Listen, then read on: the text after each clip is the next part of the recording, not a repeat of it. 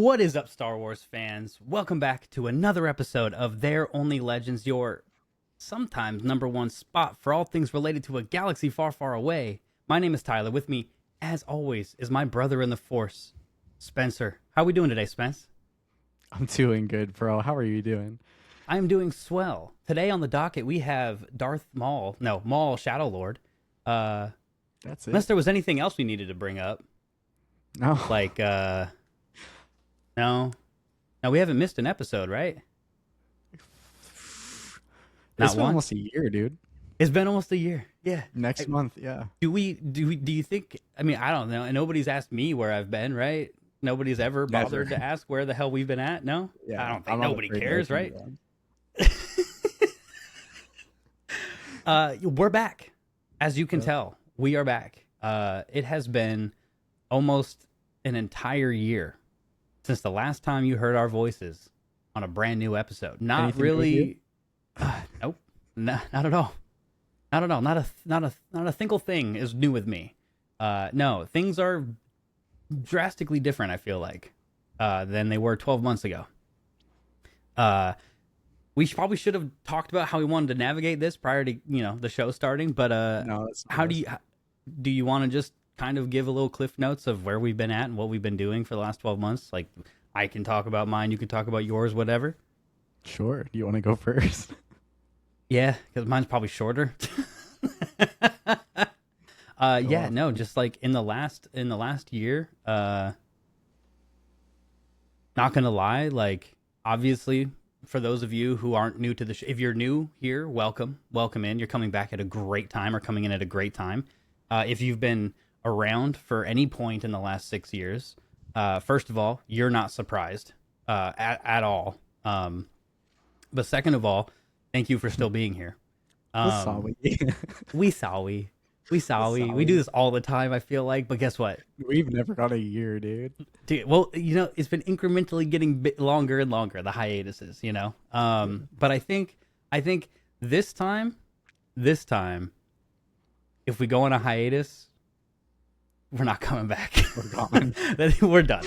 We were good. We were done with the show, man. Like we talked. We about were. it. There We're was like, multiple times. There was multiple conversations that you and I had. Oh, geez, my camera.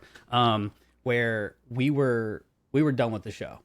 So just from my perspective, I have been, for the last year, probably longer, I have been very I don't know. I guess you could say, like, not the space of Star Wars, pardon the pun, hasn't been a place that I wanted to be a part of, right? I hadn't been a big fan of, like, the current content. I just didn't have, just long story short, I didn't have that same love and fire and passion for Star Wars that I had for majority of the life of our show and prior to, and we've had, you and I have had this conversation, but yeah, was exactly. that mostly like a fatigue? Because that's kind of how I felt it. For me, not so much a fatigue. It was literally just, it felt like the product that was coming out was fatigued. It just didn't feel like it was as good to me, And what I've always said on this show is that I want to come onto this show and I want to be as authentic as I can be, but I also want this place to be, for lack of a better term, a safe place for people who are Star Wars fans to feel like they can voice their opinion. And we're not going to be those people who just sit here and bash Star Wars simply for the fact of bashing Star Wars because it's easy to do. And I was at a point where anytime I thought about sitting down with you to talk about this wonderful IP that we love so much, all I wanted to do was bash it. And I didn't feel like doing that. So there was zero motivation. Like, after our last episode, which was May of 2025, shout out to Now This Is Podcasting, I believe, is the page that shouted us out / called us out for being missing. Like, last. No, they gave a really nice. It was a 5-year anniversary post back in October, which was 5 years from our right first episode. And they're like, I don't know if you guys are still a show. We're like, yeah, man, we're a show. We're gonna be putting out stuff. We're gonna do it. I believe the line or something. It was something to the effect of, in the post, that said, They haven't had a recent upload since May of 2025. I will check to see if this is a retired show and update the post as needed. And I was like, oh, and this was October. So it was like, oh, we have been gone for a while.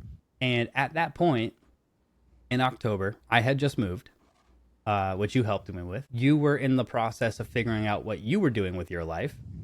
And we were kind of at a space where we were like, this might not be what we want to do. We just don't like, me personally, I'm not going to speak for you. And we've already had this conversation multiple times, but I just wasn't in a place where I wanted to sit down and do this. You know, I love hanging out with you. I love chatting about everything, but like, it's just like turning the camera on, putting a microphone in front of my face. The only thing I could think about doing was just trash talking Star Wars. And I didn't want to do that to the people that come here to listen to, like, I would like to say somewhat educated opinions and nuanced opinions, not just hate, you know? And then you had your thing happen. And after you just made, you know, let you talk about it, you know, as you were going through what you were like, the processes you were going through, we were talking, you know what? We started getting that itch again. And we're talking about, hey, maybe fall of 26. And then once everything fell into place for you, it was like, hey, Maul's coming out. And it's like, yeah, we're doing it. And here we are. It feels like a great time. But yeah, go ahead and fill in the people as to where you've been. Fairly uneventful. No, the last year has been the craziest year of my life in terms of like actual events. If you've been listening for a long time, you know that like I worked for the same company for a long time. I'd been in the same relationship for a long time. In the last year, I did go through and finalize my divorce. I moved 3,000 miles across the country. I fell in love with this awesome girl who's really, really cool. We're going to have her on the show sometime. Hell yeah. Amber, she's great. I got laid off and I started a position with a new company. And in reality, like a lot of these events that I'm talking about have happened in the last like 3 or 4 months. Oh yeah. Like it's yeah.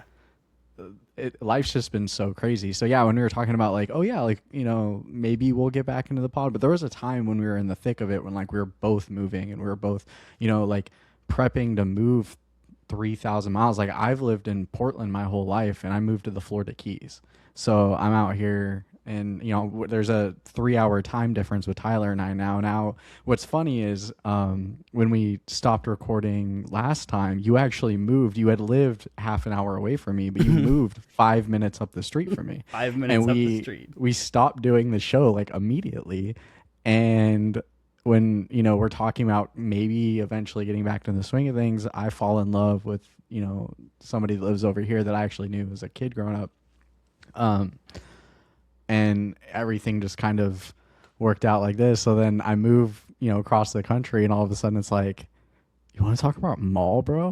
Like, yeah. Well, and it was, I'm like, I really don't have a whole.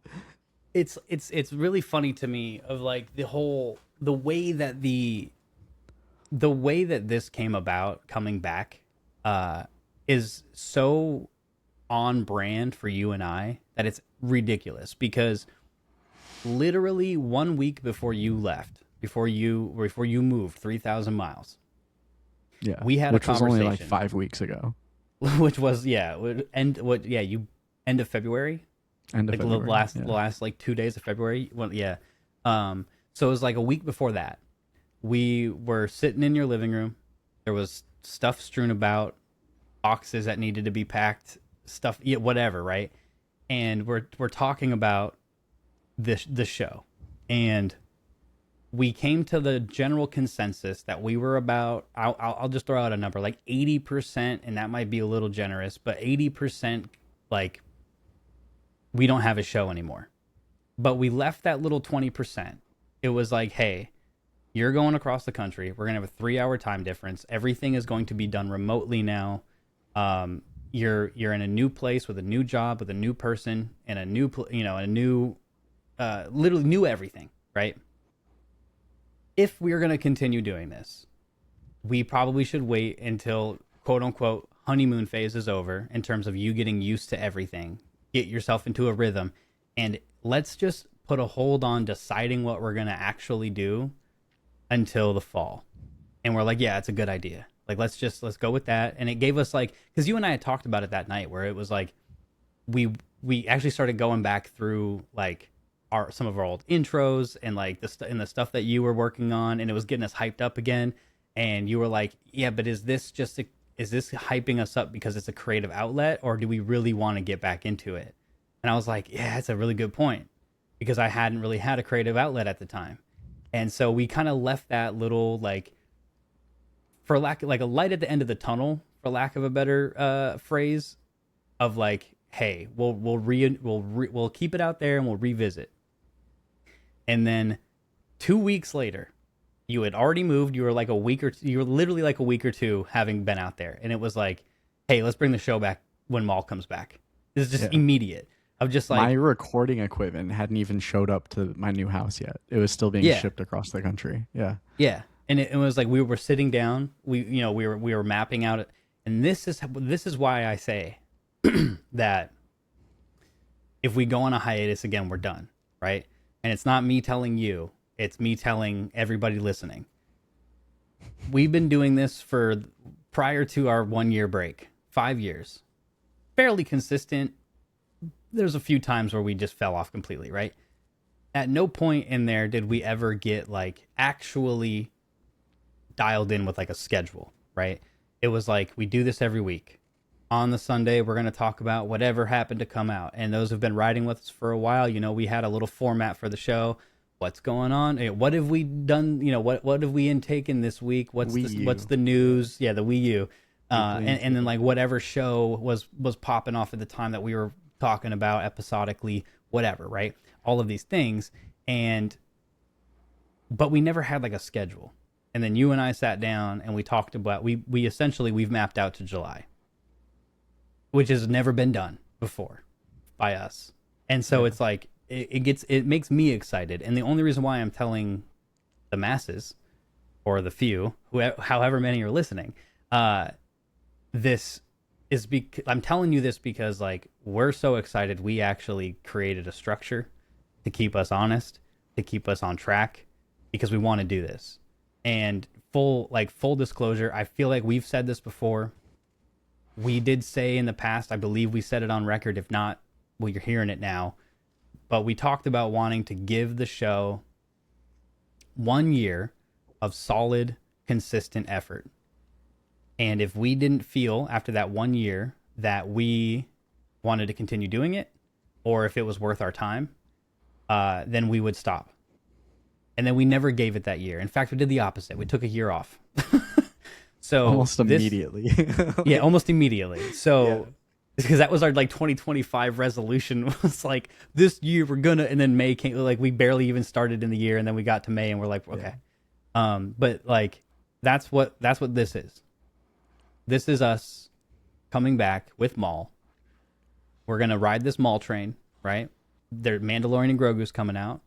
We're gonna watch that. We're gonna talk about that. 2 video games. 2 video games are coming out, and because Maul's coming out, or is out now, we're gonna dive into a Maul book.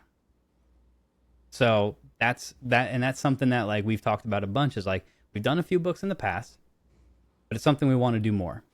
Buddy, we're not just diving into a Maul book. We're also doing the series, the prequel comic series to this show that comes out in like 2 months. We're gonna be doing that. We got a few things coming up that I'm actually very excited for. I'm really excited. The Maul book that we're going to be reading, which I'll say we're going to be reading Maul Lockdown. That was one of the first, when we decided we wanted to do the podcast. It's one of the first. I literally walked into a bookstore and I looked at all the Star Wars books and I'm like, what is just calling to me? And I picked up a couple books. I picked up Dawn of the Jedi, Into the Void, because it's the first, it's the oldest Legends novel that there is, galactic timeline wise. And then Maul Lockdown was one that I picked up in that batch. And I believe it's Joe Schreiber that writes that book.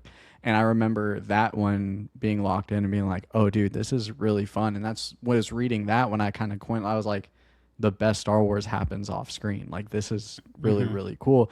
And I'm excited to dive into that. And Maul in general has gotten so much more fleshed out as a character that, like, you know, I love this show's approach of like there's really no introduction needed. Like, it's just it jumps right in with him and Yeah. his BS. But like I am really excited for all the content that we have planned because we have lots of good stuff slated for not even through July, but I've also gone on ahead of that because you know me. So Right. I have Yeah. basically Yeah. through the end of the year done. I know at least through Halloween what we're going to be talking about every week. So yeah, and I'm just excited to sit down and now I'm at a place where like my life is completely different. And you know, I don't feel so caught up in the rat race of like I wake up, I go to this job that I don't like, I do these things, I come home and I use the little bit of effort that I have to like whip out a promotional graphic and write a script for the show or notes, and like we're gonna do these things. And then I wanted to do Comic Cantina, which we're gonna I'm just stay I've tuned. seen the graphic. Um, It has to there's be more done. that there's a lot of stuff, Like, dude. I've done yeah. a lot of work on that. Yeah. Um, but now I feel like my life's in a place where I can, for the first time, breathe and really slow down and think about the content that I want to create. And I don't just want to use TOL as an outlet, but like it's also like I miss Star Wars, bro. I miss having a relationship with Star Wars. Same. I I'm excited for all the new things that are coming, but these new things that are coming are also sparking that interest of like, what deeper can we delve into? What if I, right now is Maul, how can we ride that wave and really maximize not just, uh, you know, our time and the content that we make for our listeners, but also like, how can I really take my time to dissect and enjoy this thing that's coming out, um but get a new perspective of it. Like, how can I Yeah. go through and consume this other material so that I can approach it with every view possible of like, this is literally every, for lack of a better term, shadow that this character can fill. And I'm excited to get those different perspectives, young Maul, old Maul. uh we're the I do want to jump into the show, For sure. but I'm really excited to keep going into the Shadow Collective stuff and really get that. Ever since the appearance of Maul in Solo, I think that was the first time where I'm like, oh, dude, like it's really going there. And then we got the amazing end with season 7 of the Clone Mm-hmm. Wars, and then we know foreshadowing with what we see of Maul in Rebels, like kind of the before and after of this event in his life. And now it's like, oh no, we're in it, dude. We're seeing him. Yep. He's pinning local syndicate bosses against each other. He's going after the Pikes. He's doing these, and he's just full swing, baby. And Yeah. I don't know, man. I'm excited. I've watched the first 2 episodes twice in preparation Same. to sit down and talk about it. Um, and it premiered with 100% on Rotten Tomatoes. People seem to be enjoying it. The general consensus is it's great, and how could it not be? It's peak animation in that style that we all love, that Clone Wars style. It is Sam Witwer just killing it, dude. Just Dude. a crazy performance. Like, So good. there's nothing bad to say about the show. Like, I don't care about the pacing. I don't care about anything. The only thing that I thought at the end of that second episode is I can't wait to see what happens next with this Twi'lek character. And the like he really did, he straight up said like, you view me as a villain, but it's not as black and white as good and evil. Like, there's perspective. And like, Yeah. not to jump ahead, but to jump ahead, you're holding on to this perspective of a Jedi. What does that actually mean in today's world with the Empire? Are you a protector of peace and Yeah. justice, or Yeah. are you going to do something that's going to actually utilize your talents and be able to bring you to your full potential to actually live a life in this world that growing up as a Jedi didn't prepare you for? Yeah. And it's It's gonna be sick, man. It's gonna Well, be really cool. and I know you said, you know, not to jump ahead, but I think it's a perfect thing to jump ahead too, because I feel like that specific scene is a perfect way of describing or summarizing where Maul is and what this show is going to give us, right? Because we all know that Maul is technically one of the bad guys, right? Yeah. From Phantom Menace. So we've seen Maul in the Clone Wars, and he's a bad guy every time. And we've seen him in Rebels, and he's, you know, conniving in the bad guy every time. I'm just an old man. Yeah, I'm just, please Get that come holocron here. for me. Yeah, can you get this for an old man, please? Yeah. But And he blinds Kanan, dude. Come dude, on, man. oh, come on. But it's great because, you know, this is kind of what this is. I hate to say it, but I'm gonna do it. Don't be mad at me. This is what I was hoping to get from Acolyte, based off of what they initially told us it was going to be about. Did you hear the rumor? Nope, and I don't care. Not yet. No, I do care. I just gotta get hot for a second. But no. But it's like but in this case we have Maul, who is a villain, right? Yeah. But he is our protagonist. And so we have a villain character as the protagonist. And so we're going, but also we already know Maul and we already love Maul, even though we know he's a pizza chit, you know, and it's like, it's whatever, but it's perfect. It's like, this entire show is going to be playing with morality, and I'm so excited for it, like, to continue. Yeah. What was the rumor? Fucking hit me with it. Apparently, there's a lot of talks in the upper Lucasfilm worlds about Kamir returning for a project of his own that focuses around him and hopefully Plagueis. Look, at the end of the day, here's the thing. I'm gonna give you a little squinty side out here. Here's the thing. Since we've been gone. Sorry, I had to like half sing it because I'm not trying to like sing it. Kathleen Kennedy's no longer in power. Our boy Dave Filoni is with more people, right? So what does Kathleen Kennedy have to do with that? She has everything to do with everything that has come out since before she left. And I don't know if you remember the beginning of this show today, all the way back at the beginning. But I was talking about how I was in a rough spot with Star Wars because I didn't like the things that were coming out. And I'm not saying Kathleen Kennedy is the only reason for that. There's a lot of reasons for that. But she is a reason for that. And during her entire stint of us doing this podcast, especially when Dave got brought into the fold, there's something, I mean, Dave doesn't miss, right? Dave don't miss most of the time, right? It evolved. The phrase evolved, right? But I'm excited because I know that he is in mostly control. Whatever. You know, he's like splitting duties. But if anything Acolyte related is going to come out, I have already, in this moment, actually, just completely thought about it just now because I've given it zero thought until right now. I am going to go into it open-minded and faithful, having faith that it's going to be good.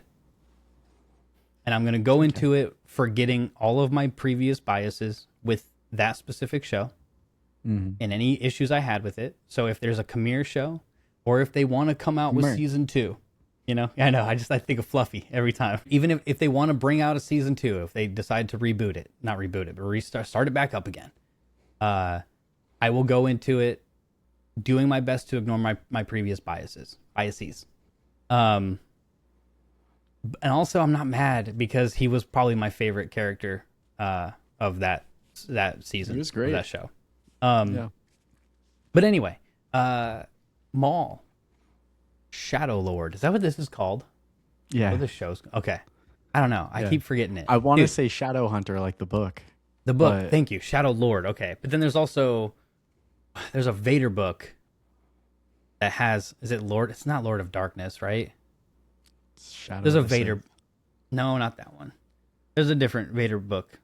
I have it on my Audible, which I just canceled. But in the process, I used all 13 of my credits, I've and said that, yeah. yeah, and I think out of those 13, at least 10 or 11 of them were Star Wars books. Like I got the first I think I got 4 or 5 out of the 9 of the series where it has Darth Caedus, whatever that series is. So I got a bunch of New those. Jedi Order. That one, yeah. So I got a bunch of those. Anyway, There's also in the box of books that I gave you. There's the first 4 books in that series. 5 maybe. oh, so the ones I got on audiobook are the ones that I actually have physically, and I didn't know. Gotcha. Cool. Yeah. Good thing I wasted my When I credits. moved, I would have opened Tyler, the box. yeah, Tyler helped me move, and I couldn't keep everything I owned, and one of the things that I owned a lot of were Star Wars books, and I hit a point where I'm like, dude, I'm not shipping these books across. I'll just rebuy them. Yeah. It was cheaper, and rather than, or it's gonna be about the same price, and rather than ship them, Tyler's like, I'll hold on to them for you. If you decide you ever want them, I'll have them. So he's got my whole box. It's a massive box full of different Minus a books few. and stuff. Yeah. I took a handful with me, and I took a lot of like the magazines and obviously. Well, the funny comics thing and was, stuff, is like you were like, "Hey, I'm gonna donate these." I said, "No, you're not. Give me those. I want them for my collection." And then Yeah. but I had donated them always to Tyler. intended on just sending them to you when you were ready for them. Yeah, and my dad did the same thing with my action figures. I was like, I think I'm just gonna get rid of them. He's like, no, you're not. Yeah, it's like we've Okay. been through this once, and it was my fault. I'm taking you. Yeah, It's actually cool, and I filmed the first few minutes of it, but I like the week leading up to moving, I don't know if I was just like having a psychotic break, but I'm sitting there You were. looking at this pile of 25-year-old action figures, and I'm like, I'm gonna open all of these. And so I did. I sat in my living room and I watched anime and had a glass of wine, and I opened a few dozen like Power of the Force figures, and it was cool. It was really awesome to like sit there and like put on their weapons and do play all with that. them. You're like, but I was smelling them and stuff, dude. You're It like, was so yeah, it was a full mental break. Speaking of anime, I'm like 2 episodes away from finishing part 2 of JoJo's Bizarre Adventure. I'm sorry. I'm enjoying the hell out of it. Are I know you? it's gonna get. Oh yeah, I love really that. am. Good. And good. it's gonna get. I know it's gonna get way weirder, and I'm looking forward to it. I'm doing that. Dude, you don't even know who I am anymore, bro. You know what I did last weekend? I tried maybe the so weekend hard to get before. you to watch anime with me. And it's actually I'm gonna give you partial credit. But a couple weekends ago, I think it was a couple weekends ago, I sat down watching JoJo, eating ramen that I made at home. No chopsticks, because I can't eat ramen with chopsticks. And had anime and ramen going. I had some incense burning. I was I had chilling. some Shin ramen today. But like, if you've been riding with the show for a while, you've heard my opinion on this shit. And like, the reason why I give you partial credit is because when I house sat for you, you left me a couple cups of the ramen stuff, and I sat down and I started watching Zom 100 eating ramen, and I was like, you know what, this is a vibe. Yeah. I was just being me, and I was like, you know what, I need to That was stop my being life me for a for a long second. time. I need to stop being me and stop being like, oh, just judging it before I tried it. Anyway, All of a sudden, you're 3 episodes in, you've been chilling, maybe consuming some stuff. You're like, this is rad. This is chill yeah, little time. it's nice. It's Yeah. And it's also fun because I don't know if you added it to our list, but I personally would like to go through a Visions walkthrough or watch through and No, talk we about it should. at some point. It doesn't have to be even this year since you've got a lot of the year already booked up, but I think it definitely should be on the docket. And if you guys want to hear that somewhere in some form, comment and let us know. I don't know where, if you can do that. Spotify, you can do that. If you're watching this on YouTube, you can do that wherever you're hearing I this, feel probably. like I didn't hear much of like about season 3, and I No, loved season 1. I heard season from 2 is you. its own thing, but That's all. I just heard like you said that, hey, it's going to be, all of a sequel to every or whatever to season 1. a handful of them were, or at least Yeah. 2 of them were sequels. But anyway, you know what, dude? People are here for Maul. Maul, So let's talk baby. about some Maul because You we're wanna going to start sit from here the and top? ramble and Yeah, let's start Yeah, from we the are. top. Chapter 1. the Dark Revenge. So right off the bat, we see Rook cast, and she's there. There's a couple other Mandos. There's a couple Zabraks, and they are robbing a shipment of like credit. It's like a credit cargo shipment. Yeah. Big, massive pallets of just Imperial credits, and they swoop in and handle it. And there's no context, nothing for it. That's just what we see. And it cuts immediately from that to the female Twi'lek, and who we find out pretty soon is a Force sensitive. So I can only assume that the Trandoshan, is it Trandoshan? I don't know. It's hard to tell with the animation. Yeah. The reptilian male that she was with, they're overlooking a street market. They're hungry. She's like, I want to steal something. I want to eat. And he's like, there's better ways other than stealing. And like the second he turns his back, she's in that market stealing fruit, drops a few. He says, we can always rely on the kindness of a stranger. And then immediately gets shut down by the first stranger. So she's like, all right, I'm going to go steal some shit. Yeah. And so he's down there wrestling up, drops a few right in front of the security droid. Well, the security droid bumps into her. Is that what happens? And it's like, she bumps into her, and then immediately she gets called out. She's like, they're like, all right, well, thief or whatever, and she gets arrested, right?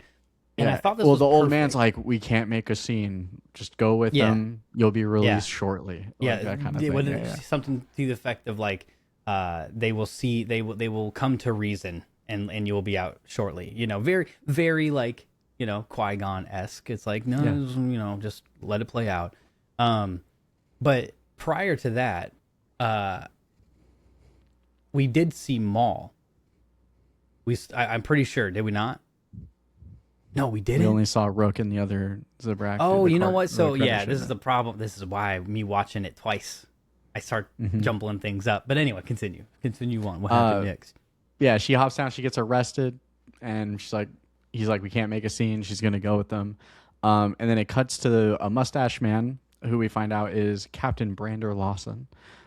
He's inspecting the credit cargo robbery scene, and we had very much it's much too clean for sand people type moment. Yeah. But his droid Two Boots, who I would die for, we love Two Boots on this show. Two Boots, yeah. Two Boots is great. They're sitting there discussing the details of the scene, and we learn about Vario and Demas, the local syndicate leaders, and basically that quick scene ends with Lawson saying he doesn't believe the local syndicates are involved. Sorry, I just want to jump in real quick. There was a moment in that scene specifically where he is they're chatting about who done it, you know, and Demas is Demas is it's his bank. It's his bank, and it's his bank droid that that got robbed. And there was something that I thought was really interesting. That really kind of sets the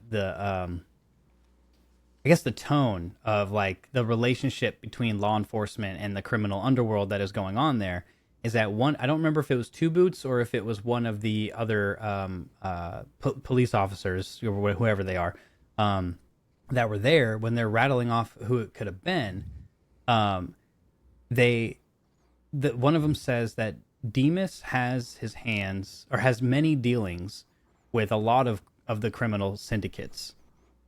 And it was like that one thing in particular was like, hold on, you are law enforcement, and you're aware that this guy who owns a bank is also in dealings with crime lords.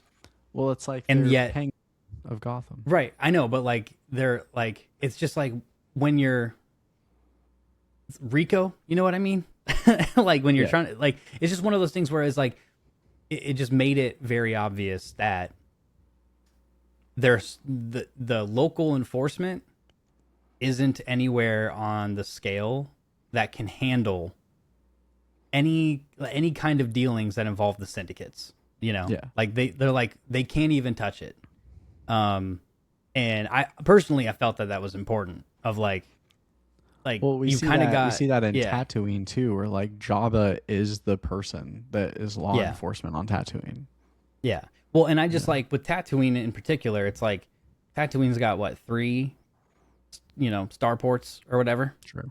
and it's like it's the rest of it's and it's already on the outer rim. Like it's not a you wouldn't expect there to be a very heavy ISB presence or something like that. You know, that would be cracking down. It's like no, the outer rim is where people go, and I don't know what planet they're on, and I don't know if but this is very much like a very much of a city that they're it is in. a Coruscant-esque planet. Yeah, there was a couple of times where you got like a zoomed out view of the town of the city, and it looked at first I thought it was Coruscant, and I'm like, okay, well it's not. They would have said that, but it looked very Coruscant esque. Also, I had a funny thought. There was a scene where like uh it was like a street level view, and there was like buildings that looked like I've seen these buildings a billion times in Star Wars, and I was like, man, these like cities would be so easy to get lost in because everything looks the same.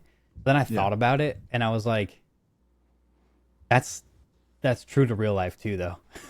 Because if I go to a city I don't know, you just put me down somewhere, I'm gonna get lost so fast because it's all gonna look the same to me. But See, anyway, I see it and it just feels like cyberpunk. Like it's just very yeah. futuristic. Another anime that I watched that I loved. Did you watch the one on Netflix, the cyberpunk? Yeah, that one. Yeah, Yeah, that was good. that was a good one. Shadowrunner, something. Edge Runners. Yeah, that's it. Yeah. I watched it when it first came out. It was really good. But yeah, no, they don't have a handle on the local syndicates at all, and it cuts from that scene that they're at to Demas in his office throwing tables, freaking out. He's like, Yeah. and he thinks it's Vario, dude. He's like, this little like, shit is gonna cross me. dude, seriously. But it was like very what does it remind me of? There's like there's a specific editing style. So Archer, right? If anybody here, I'm assuming you've watched Archer, but you might be more of a Bob's Burgers fan. I don't know. But the editing or like the scene transition rather in Archer is very much like sometimes it's directly correlated to how the next scene begins in response to the way the previous scene ended, and sometimes they're not related at all in terms of like plot point, but they're bridged by a dialogue or a reaction to a thing, right? And in this exact moment, I think it might be Two Boots that said something to the effect of, I'm sure this is going over well with Demas, or I'm sure Demas is handling this well. And then it cuts over and he's just hucking stuff across the, and I was like, that was really good. Like this show in general is really good so far. And like, so there's just a lot of like really good things that I'm going to be picking out and talking about, but of course, it is. Yeah, I don't remember if it was Two Boots or Lost in, but one of them's like, yeah, this isn't going to go over well with Demas. And it just shows them throwing fucking tables and stuff. Yeah. But yeah, and then so basically that scene is just him flipping out, suspecting Vario, and requesting a meeting with him, and being like, "We're gonna invite this little asshole out, and we're gonna sit down with him and talk about it." And it cuts from that to Maul back in their hideout, and Rook approaches Maul. Maul's basically in there like, "I sense the person that I've been trying to track down." Essentially, he's looking for an apprentice, and it becomes very clear that they use that robbery in order to pin the local syndicates against each other. And it ends with them basically, they have a protocol droid that's one of Demas's they chopped its head off with it looping on a Demas is gonna be mad about this, whatever. And it's pink. And they timed it so perfectly to when they're sitting there, like Vario shows up in the meeting with Demas, they're going back and forth like, oh yeah, I heard you got robbed. Who was that? Chris Rock who does that? But he's like, I heard you got robbed, and then he's like, I don't know, why would I cross you, dude? He's like, I don't have any issue with you. He's like, I'm not trying to get into all that. Like, it's not worth it to me. And then he's like, oh yeah, well, how would you handle it? And all of a sudden, that's the perfect timing of when they bring in the droid's head. He's like, piece of shit. Right before that point. Sorry, you go ahead. I was just gonna say real quick. To go down that scene, right before that, we see the Twi'lek is now in jail. Lawson sits down, has reviewed her charges. She refuses to present ID. It's like, all right, take her back, go proceed with locking her up. And when she's in the back getting booked, Two Boots comes and shows a holo recording of Maul with his lightsabers out, full close up. Like he gets right up in Maul's face, and it's a clear holo recording. They run a And scan on his face, and it just yep, says contact ISB if this suspect is immediately. seen. Yeah, yeah, No info, nothing. Sidious has that on lock, but yeah, it's like, yeah, if you see this dude, you contact ISB like now. yeah, But rather than contact ISB, he's like, no, no, no. This is we're gonna see if I can handle this real quick. yeah. Lawson Because he doesn't doesn't want to want the bring in Empire coming the down. Empire in there. Yeah. What I was gonna mention was during that like prior to the altercation, the meeting blowing up between Vario and Demas and all their people. Uh, Demas or Vario said to Demas, because Demas is like, who else would try to screw me over essentially, and Vario's like, is it who? And Demas was like, what why would he come after, if he's coming after me, he'd have to come after you, not saying who it is, it's Maul, Yeah, but not saying yeah, who it is. And then Vario's like, maybe he is coming after me, I don't know. yeah, And then he goes, well, how would you handle it if it was you? And then that's when the head comes up and he's just like, "Wah!" But it was just like yeah, a great little like nugget of like, you could see the fear in Demas immediately when Vario yeah, brings it up. yeah. And you know what?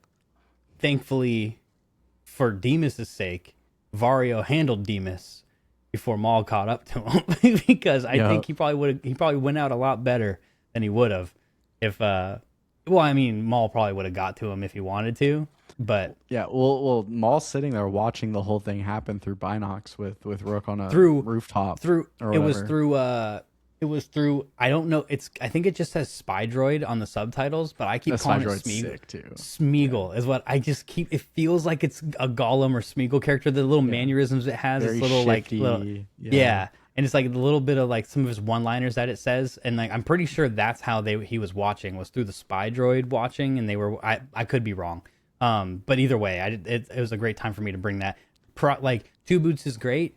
That Spy Droid's probably my favorite character so far. Like Maul Spy is Droid's obviously awesome. number one, but if we're not talking Yeah, about Maul, like that's Mount Olympus. We're going Mount Rushmore. That droid, yeah. But anyway, No, but yeah, they're watching the whole thing go down. So originally, firefight breaks out, whatever. Everyone kind of shifts away, and then we see Demas shoot Vario in the back. We'll come to find out he's wearing a robot suit, hmm and he shifts out of his little suit. He's in his like steaming body, and all of a sudden, little 2-foot fella behind him is like, actually, yeah, pushes taps his him. glasses up. And Maul's like, interesting, because he watches it go. Yeah, Like, Vario actually got one over on Demas. That's tight. yeah, And then yeah, Vario shifts out. He's on the run, and Maul sends his people after him. But while Vario is running from Maul and his people, because he realizes really quick, oh shit, I'm being chased. Lawson heard about the commotion that's going down, got called in. Lawson and his people come. Lawson and his people come, and they snatch Vario up. And they lock him up, and he's locked up in the same facility as the Twi'lek. Later that evening, we see Maul and his people, because they're like, well, we got to get Vario, and Maul also senses the presence of this Twi'lek, so he's like, double whammy, we got to get in this facility. So we go and we see them. We see Maul just lightsaber down hallways. I have the TV backlights set up in oh, my it was living probably room. so sick And to so watch, dude. I waited until nighttime, and Amber and I were on the couch, and we had the lights going. So Maul's going down the hallway, and the whole wall's just shooting red everywhere. It was phenomenal. It was a Man, good time. yeah, It was a yeah, blast. But that's how the first chapter ends, is with Maul going into this facility to extract yeah. Vario and the Twi'lek. Um, Something it that was I a want to solid note first from the episode. first episode, and it's like and it's what I was bringing up earlier when I said we saw Maul before that, didn't we? And we hadn't, but it's like a really like part of me wanted to be like, oh, that's convenient, but it was actually like in universe perspective wise, right? Maul is looking for an apprentice. He's having visions of his apprentice. They're getting stronger. When we first see Maul, Rook walks up and she's like, "You're having visions again, or did you have another vision?" And he's like, "My apprentice, or the person that I've been seeing, is here on this planet somewhere. I'm close." And it's interesting, Like it's really like if you're thinking about it in terms of the way the Force works. I don't know if like we've learned her name in the show yet. Okay. I feel like I heard her name from some sort of something on the internet, like a leak about what her name is, I'm or sure maybe it's out there. I can yeah. look it up. Yeah, I think it's Devin, but I could be wrong. But anyway, so like if you take that, like, you know, we saw the trailer, so we know she's gonna be his apprentice, or he's gonna try to make her his apprentice. Um, Her name is Devin. Devin Devin. Okay. Azara. Okay. So Devin is given a choice immediately when we see her first. The second we meet her, I'm assuming master, but potentially just another older Jedi who's, you know, she's a Padawan, taking her under the whatever it is, yep. you know, doesn't really matter, but that's the dynamic when we meet them. I don't know if he's got wings under that cloak, but yeah, who knows? But he, you know, she's like, you're hungry, you need to eat. He doesn't want to, you know, no, don't steal it. We're going to rely on basically kindness, and that's not working. She's posed with a decision to make. I can either do what my master says, and I can just rely on the kindness of strangers, or I can do what I feel like needs to be done. And in the process of doing what she feels like she needs to be done, gets her put smack dab where she ends up needing to be. Well, at least ends up where she ends up, where Maul needs her to be, for Maul to find his potential apprentice. And it's like a great. It's very much very duel of the fates feeling, which is obviously really on the nose, but I love it. Of like, you know, the age old question: what would have happened if Qui-Gon didn't die? What would have happened if Obi-Wan died and Maul took Anakin? You know, like all of that's what this is right here. She has two paths in front of her, and she picks the path. And obviously, who's to say that Maul doesn't eventually catch up to her and then find her anyway? But her choosing to steal these, you know, whatever your fate, they weren't that. I can't remember what it's called ever. The fruit. Yeah. But she choosing to steal these instantly, and that's what I was trying to bring up earlier. Literally, she turns around and she bumps into a security droid, dropping them, putting her ass in jail. Right? The most instant karma that could possibly ever happen. And it puts her smack dab in the path of Maul.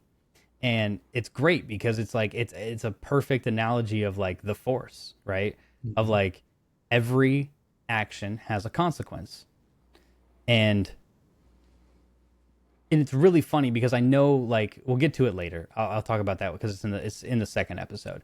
But like, it's just I watched these once when the night they came out. I was very, very tired. Barely saw any of it, so I watched them both today. So like, that's why I said I watched them 1.5 times earlier, because I didn't actually take everything in the first watch through. But it was just one of those things where when I saw it happen, and knowing that's how she ends up getting put with Maul, or Maul finds her, I was like, that is so perfect. Of like just a little snippet of this is how the Force works, you know? Yeah. And speaking of Duel of Fates, the music in this show, the music is so good. It is like peak prequel music, like especially during the pursuit scenes, which felt very, you know, Attack of the Clones. The music, which I don't know who does the music in the show, we'll have to look it up for next episode. But the music was just phenomenal. It was so good. It felt so Star Wars. And it used a lot of the same, you know, chord progressions and tones of the music in the prequel trilogy. Really, really good. The music's phenomenal. Yeah, I agree. While you look up who's making the music for this, I'll say how we start the second episode. Second episode is called Sinister Crimes. It begins with Maul and his team escaping with the Twi'lek and Vario. Two Boots grabs a speeder and they pursue. So Maul, his gang, they're fleeing on a couple little freighter things. They split up Vario and Devon for being in the same ship. So if they do capture one of them, they're only taking back one of the people. Right. They split up. They're flying away. Two Boots and Lawson are on their tail. And as they're in this chase, the chase passes by the older reptilian dude who is just Mm-hmm. standing on a footbridge, senses them coming. He knows where his Padawan is, I assume. He jumps down from the bridge in the path of this oncoming freighter thing and uses the force to completely scorpion flip this thing on its back. Like just Mm-hmm. boom, boom. And so that commotion's going on, traffic stop. People are like, what the hell's happening? Lawson shows up right as Maul and this old reptilian dude are having a little standoff. And as they're doing that, law enforcement's coming up. Maul decides to bring down the footbridge that's above them that had a bunch of pedestrians on it. And so immediately is like, yeah, if you want to save your apprentice, does this one life really matter to you as much as all of these innocent people? So it was literally just really, dude, like they have the kind of stare off. Mm-hmm. He looks up, he starts fixing the bridge. Lawson's paying attention to the bridge, all these people falling. And before you know it, Maul and the crew has escaped with Devon and the rest of them. Yeah. Loved that. I love seeing old Jedi wield it one more time, and Mm-hmm. that was just a really cool scene. Very Spider-Man, like you do this or you do this. Yeah. Choose Spider-Man. Like it's very much like Yeah. a Green Goblin situation. Uh, but worked out to Maul's favor. He's off to the hideout. He's got Devon. He's got Vario with Mm-hmm. him, and everything's going according to plan. They arrive at Maul's safe house. The Mando's first 10, they're masters and hand to hand combat wounds, treating them, Yeah. whatever. Medical combat or whatever. He Medical said. combat, whatever they Combat. say. Combat medicine. Something like Combat, that. Yeah. yeah. Yeah. Yeah. Yeah. So That sounds right. why don't Yeah. you sit down and get backed it up real quick? And so Yeah. they tend to her wounds real quick. While the Mandos are tending her wounds, Maul walks away with Rook and essentially says, that Twi'lek is a Jedi. I'm going to mold her into a weapon to use against Darth Sidious. Mm-hmm. Very just straightforward with it. This is my intention. He said everybody who's wronged me and Yep. Darth Sidious, including Yep. Darth Sidious. And she's like, "Oh." Yeah. It cuts to later. They release Vario, bring him to Maul. Maul presses him. He's like, "You're in charge of the Pikes shipping things in and out of here. You're going to let me know when their shipments are so I can go intercept them. And then as soon as they realize something's wrong and they request a meeting with you, you're going to get me close enough to, what's the dude's name? Marg Krim, so that Yeah, I can kill Krim. him." Yeah. And he's sitting, he's like, well, he's like, I would love to do this for you, but like, it's the Pikes. Like, Yeah. what do you mean?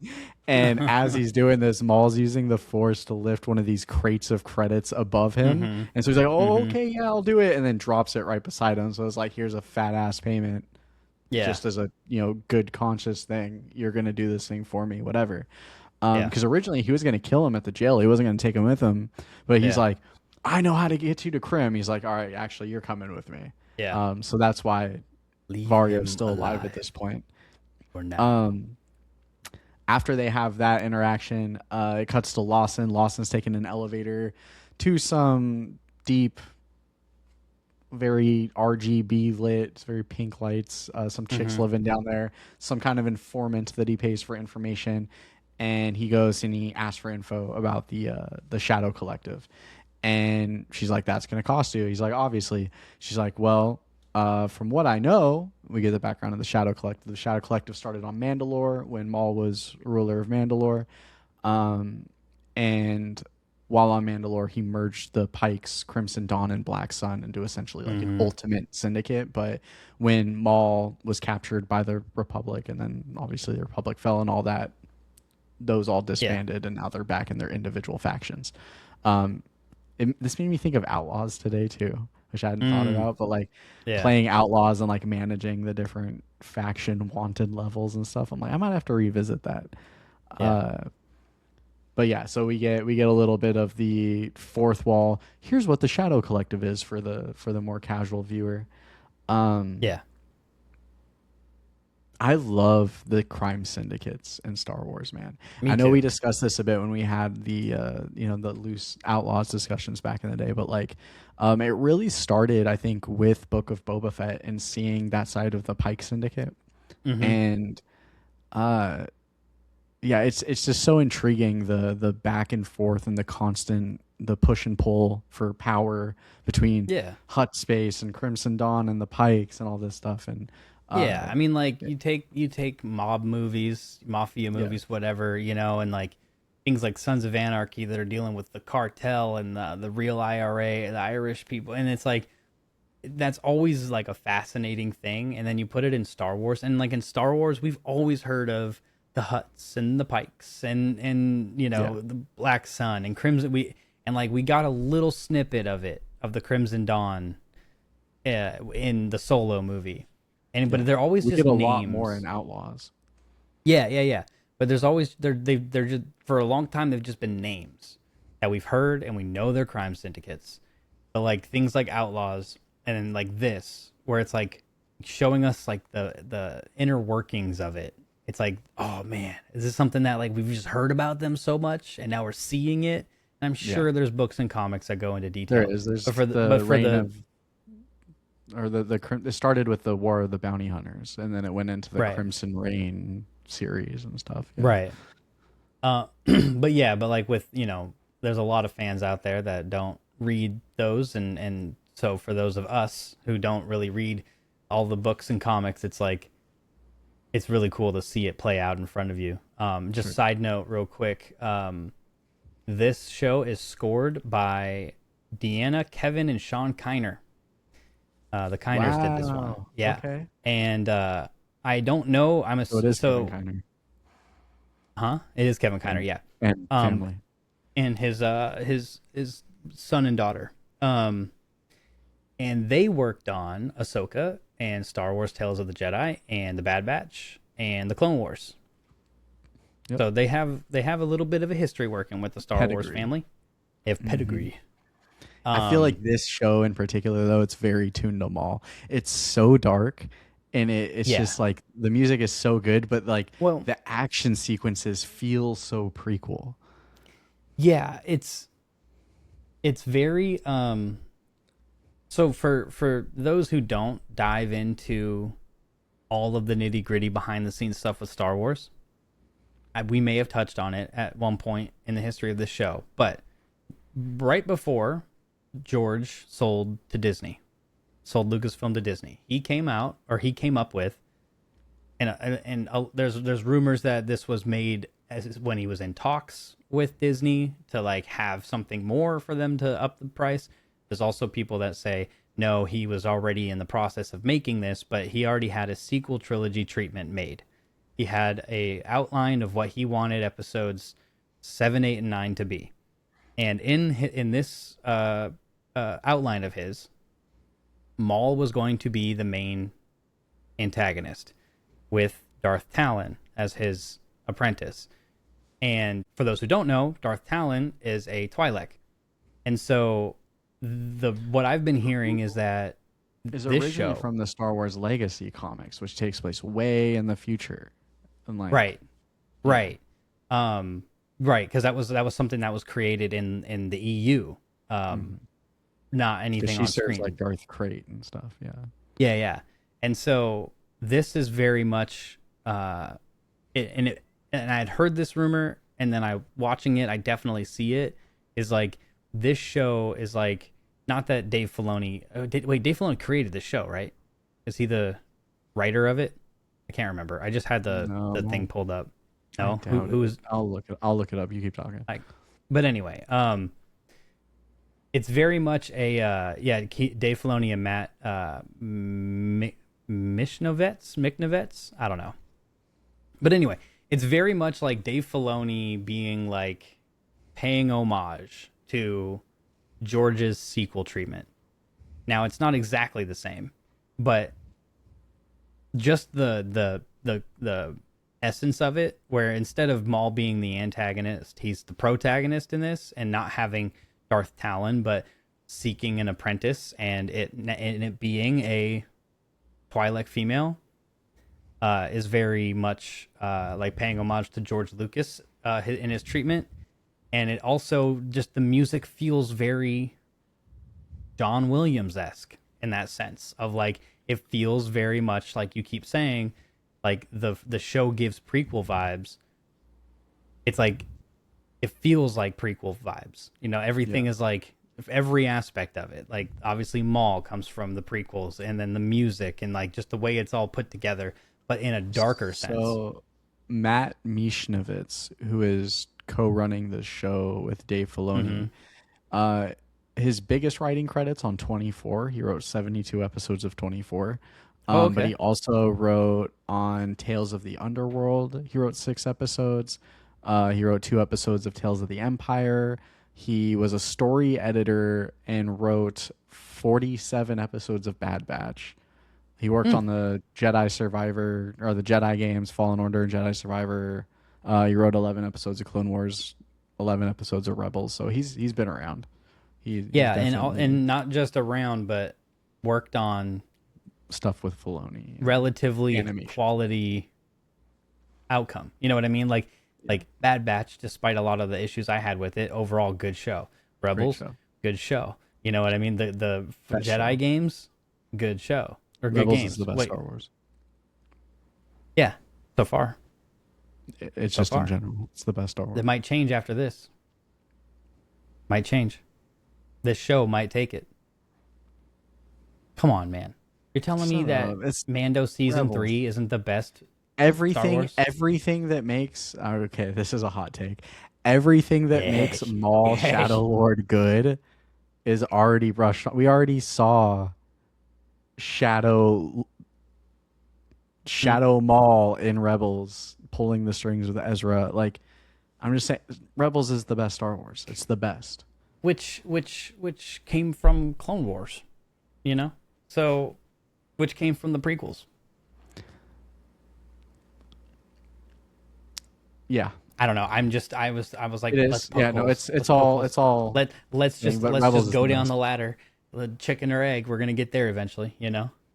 Sure. No, I agree though. I agree. Star Wars Rebels is like the peak Star Wars. Like it is. Once you get over the animation style, if you can get over the animation style, it is. Don't be a bitch. It's such a good. Not you. I'm saying to whoever can't get over it. But also, like, I'm also gonna say to whoever can't get over it, I don't blame you, because that show looks like it's made for 6-year-olds. Get past season 1, like everything else. So, we gotta let's finish chapter 2, and then I'll give my. I was gonna start talking about overall feelings, but go ahead. All right, let's run through. Yeah. Maul approaches. We're back in Maul's lair. He approaches the Twi'lek cell, Devin's cell. When asked when she can leave, Maul says, "You can leave anytime," and proceeds to talk to her about a pathway to power that she hasn't learned through the Jedi. Cut to the Pikes. They're flying a shipment, start having hyperdrive issues. All of a sudden, their ship's being pulled into the nearby moon. When they get to the moon, Rook, Maul, crew is there to... Maul just kills all the Pikes. Hallway scene, baby. Hallway scene. Takes out all the Pikes, finishes with him at the end, like, this isn't your space anymore, blah, blah, blah. And Maul puts a saber through his tummy. Meanwhile, they're offloading all their credits. They're doing the whole thing. All the way through his tummy. You see both ends of him fall from the ceiling through the windshield of the ship.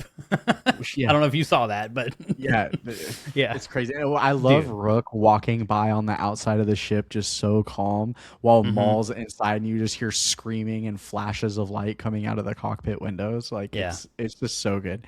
And then this chapter ends with Maul approaching the Twi'lek cell again. He doesn't really say anything other than announcing it is time for you to view the galaxy for what it truly is, and walks away. She tries to do a little thing with the locks on the front, doesn't work. All of a sudden, she goes to the back and she sees a little crack of light in the back of the cell and realizes, oh, these cells are actually just pods that are pushed up against... She force pushes the pod away from the wall and realizes, oh, I've actually been able to get out this whole time. But rather than getting out and sneaking away and running, she has the thoughts in her head, and like it doesn't say what the thoughts are, but you can tell like right before she got captured, she was having that I'm going to steal. I'm not a bad person, but I need to steal to benefit myself kind of thing. Mm-hmm. With what Maul has been saying to her of like, you view me as a villain, but it's not as black and white as good and evil. And I can show you how to live a better life than what you've been Mm-hmm. shown if you let me. And You've so been the first thing she indoctrinated. does, yeah, he straight up says you've been indoctrinated. Mm-hmm. The Yeah. the first thing she does when she gets out of that cell isn't run, isn't panic. It is, oh, Maul was actually spitting game. He's telling the truth. I Yeah. can technically leave anytime I want. She doesn't run away. She's gonna kick it there and see what Right. Maul has to Because say about episode it. ends, roll credits, but it's Yeah. like it's So yeah. you mentioned Talon. I gotta ask off the top. Do you think that by the end of these 10 episodes that we're gonna see her take on? Well, it's been renewed for season 2, so it could be a season 2 thing. But do you think that we are going to, in any soon capacity, see her take on an actual apprentice role and maybe even adopt a Talon title? No, I think well, maybe, but I honestly think like I have a hard time. I feel like her evolving into the Talon role. Okay. All right. Do you I think thought she's about it. actually going to be Talon? Do you think they're going to give her No. that name? Do you think he's No, going because to Darth? Like, 'cause no, he's not because even a Darth. I think he no. He dropped the title Darth. I think Maul is far too scorned by the way that he was so literally cast away as trash. You Yeah. know, I don't, and he hates Sidious. You know, he wants nothing to do with anything Sith or Jedi. You know, in that respect of like he obviously still has this hatred. There's no Jedi left for like there's no Jedi order left for him to take his anger out on, and that's not even like his thing anymore. His thing like he's Maul is constantly searching for power. I don't think when we see that, and every time we see him, when we saw him in Clone Wars, right? Once went towards the tail end of Clone Wars, he's getting the Mandalorians together. He's making the Shadow Collective. When we see him in Rebels, what is he doing? He's trying to get this holocron. He's trying to gain more power because what he's trying to do at the end of his time in Rebels is he's was he out looking for Luke or was he out there looking for Kenobi? I can't remember.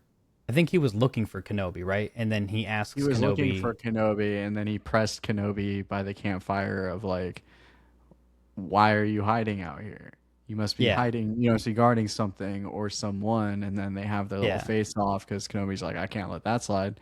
And yeah, then as Kenobi's holding Maul's dying body, that's when Maul asks, like, is he the chosen one? And he's like, yeah, yeah.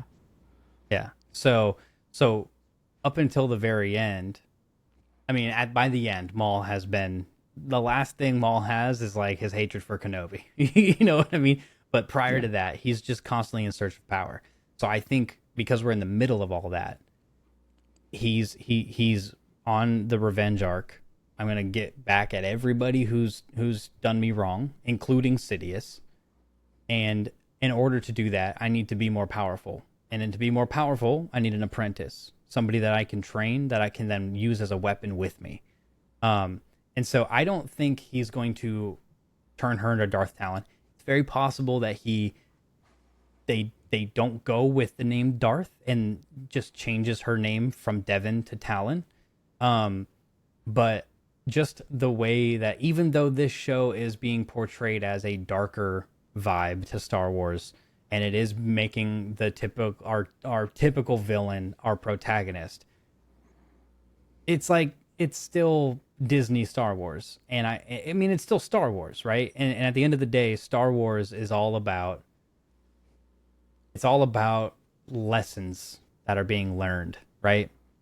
And even though Maul is our current person, Devon's going to be by the end the current person because we know how Maul ends, right? Yeah. We know that at some point he doesn't have an apprentice, and Ezra shows up at this temple that he's already at. So we know that we know that there's a point where they break off and he doesn't have anybody anymore. So I think personally that it's going to get to the point where, like, she maybe learns some stuff. She sees the galaxy through Maul's lenses, only to realize that even though he seems to be very wise in that sense of like it's not good and evil, it's a lot more gray than that. There's nuance to this. He's still nuanced, but he's evil leaning, right? And so it's like there's still more nuance to be had. And she's going to learn more things, and then she's probably going to just end up being the main character that, I mean, I don't know where it goes from there, because there's so much content that takes place after this that we've never seen her in. So it's like, Yeah. this is that weird, like, hey, we got to get out of this 40-year span thing that we've talked about for 6 years. She gotta die. She's got to die, or she's got to go somewhere else. Or she's just got to do the whole, like, literally the Ben Kenobi thing and just be like, you know what? I'm just going to go lay low. I'm done with this stuff. I don't care anymore, you know? Start a family or something, you know? So I don't think it's going to get to the point where she's, like, decked out and you know, Dathomirian tattoos. But I think we're going to see her go to some dark places, because she's going to, you know, side with Maul for a period of time, for sure. And maybe you know what? I don't know if we like if the Shadow Collective is no longer a thing, but Maul still has pull with a group of people that are surrounding themselves with him, others Zabrak and stuff like that, and some leftover Mandalorians. It's very possible that it gets to the point where she ends up dismantling everything for him, or not for him, but dismantling all of his stuff, because she recognizes him as still truly evil. And that's how he ends up being Old Man Maul, sitting there in a temple waiting for Ezra, you know? I don't know. I need to lock in when exactly this takes place. Like, it has to take place way before, like, Solo. I believe so, yeah. Because, well, you're right, because he And still by has Solo, to become he's leader of running the Crimson Crimson Dawn Dawn. at some point. Yeah. Which he technically was, as leader of the Shadow Collective, when he merged Crimson Dawn with the Pikes and Black Sun when he was ruling Mandalore. Yeah. So this says it takes place 18 BBY. That is AI overview on Google. There's exactly no way 1 this year. takes place 1 year after Order 66. I guess we'll have to wait to see a stormtrooper. Yeah. But that'd be weird. Hold on. We gotta at least be a few years in. Hold on. Now I don't know where we. Okay, I could. All right, so then there's a West. Okay, yeah. So this AI overview is wrong, because it also says it takes place on the planet Janix. Isn't that where Andor takes place? Yeah. But then, as according to Polygon.com, they're accurate about not allowing 60% of the ads on time. this site. What'd you say? So they're accurate about 60% of the time. Yeah. Well, just kidding. I've known nothing about Polygon. What's up, Polygon? no, Polygon.com says it takes place 18 BBY. There's no way this takes place 1 year after Order 66. The story begins shortly after the events of Revenge of the Sith, which takes place a year earlier, considered the early dark times of the Empire's reign. Yeah. Interesting. I mean, I don't know why it wouldn't take place then. We haven't seen stormtroopers yet, you know? So that's true. I don't know. That means the Inquisitorius is out and about and doing all their shit too. Which we already know from the trailer. That he means runs Vader. into him. Yeah, Vader is just now. Well, he runs into not Marok. Two of them. He runs into one that we've been. He runs into Malik or whatever from the Ahsoka show, and then he runs into the beak nosed one that we saw Ahsoka fight in the Tales of the Jedi or whatever that was. That's exactly. Yeah. We've seen both of those too in the trailer, and you know, it could be that Maul does run into Vader. and it could be. Why not? Why They're not gonna though? show Vader. They're not gonna have Maul Why? and Vader. Why not? They're just not going to. Oh, because the fans want it, and God forbid that you do what your fans want. I don't know, dude. I think there's a higher probability that it happens than doesn't. I think if we were gonna get that, we would have gotten it in Rebels when right after Kanan gets blinded, they're there with Ahsoka. They're in that little temple thing. Maul scatters off because he gets the holocron, and Vader rides in on the top of his tie. No, I remember that, but it could be that Maul runs off because he senses Vader, and the last time he ran into him, Vader fucking almost killed him. It could be. You know, I mean, that's obviously retconning, but like, Yeah, I mean, but like, look at what Obi-Wan did with, you know what I mean? Like, they could have had an interaction. Yeah. Whatever. Like, yeah. Yeah. I'm really excited for the next couple episodes. It's really fun to be back and having a show that can open up these trains of thoughts of like thinking about the lore and stuff. I'm happy to be back doing the show, bro. Yeah, me too. It feels good. I'm excited to keep it going and finish Maul and do all the other stuff that we have planned. Mandalorian and Grogu movie comes out next month, and also May the 4th there is a suspected they're gonna drop the third installment in the Jedi Survivor or Jedi games. I heard that there's a Tales of the Sith coming at some point. I heard a rumor. I think I heard something, another Tales show. I don't remember. Another Tales show, or maybe it's another Tales of the Jedi.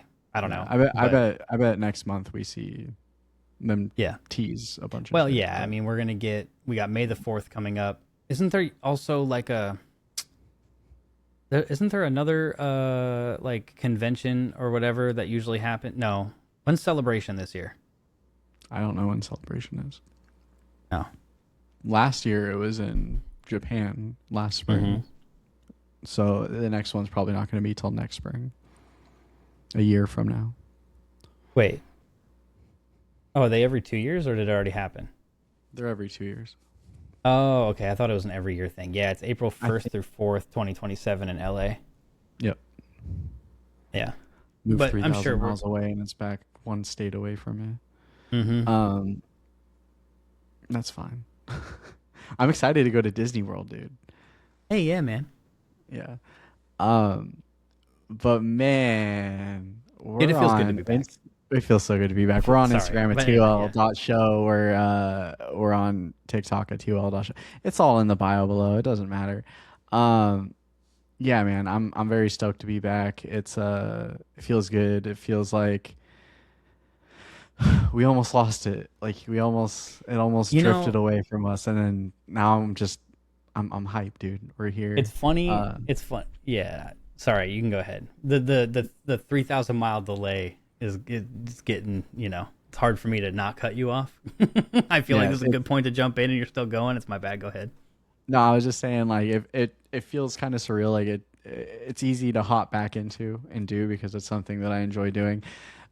Being, breaking fourth wall at the end of the episode, being almost midnight my time and having it be like 8 something your time kind of sucks. But but it also does mean that it's going to hold us to not letting me ramble too far. There was another thought I had, but it can be saved till next week, which is totally fine because it's actually not related to specifically these episodes, just the show as a whole. But I'll remember it. So, before we started, it was I was nervous. I was nervous. I couldn't stop smiling because I was like, oh no, here we go. We're actually doing this after a year. But then, like, within literally 10 minutes, it feels like we didn't even miss a beat. We didn't miss an episode. We didn't. You guys just didn't hear any of the episodes that we did for a year. But honestly, dude, it feels great. I'm excited to get back to it. I'm excited to see, what we can do with the next 12 months or longer. So, as always, we love you. We appreciate you. Most importantly, may the Force be with you.